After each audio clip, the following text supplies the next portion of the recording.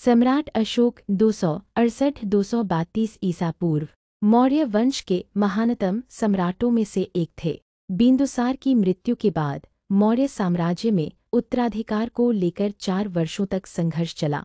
आखिरकार अशोक ने अपनी कड़ी मेहनत और मंत्रियों की मदद से मौर्य साम्राज्य की गद्दी पर कब्जा किया। दिव्यावदान के अनुसार बिंदुसार चाहते थे कि उनका पुत्र सुसिम उनका उत्तराधिकारी बने, जबकि अशोक को उनके मंत्रियों ने चुना था।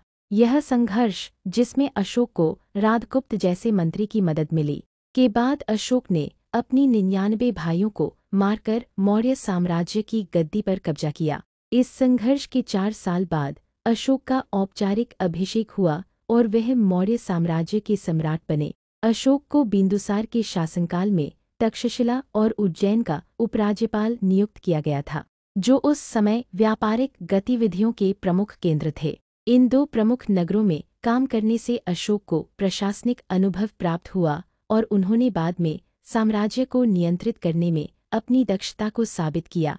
अशोक को विभिन्न नामों से जाना जाता है, जिनमें बुद्धशक्य, अशोक, धर्माशोक, देवनाम्पी और पियत्सी शामिल हैं। ये नाम अशोक की धार्मिकता, शासकीय नीति और जनता से उनके संबंधों को दर्शाते हैं। विशेष रूप से देवनाम्पी पियत्सी का उल्लेख उनके अनेक शिलालेखों में मिलता है। दिव्यावदान के अनुसार अशोक की माता सुभद्रंगी चंपा के ब्राह्मण की बेटी थी। अशोक का नाम अशोक रखा गया, जिसका अर्थ है दुख से मुक्त। कहा जाता है कि उनके जन्म के बाद माता पिता का पुनर्मिलन हुआ था, जिससे यह नाम पड़ा।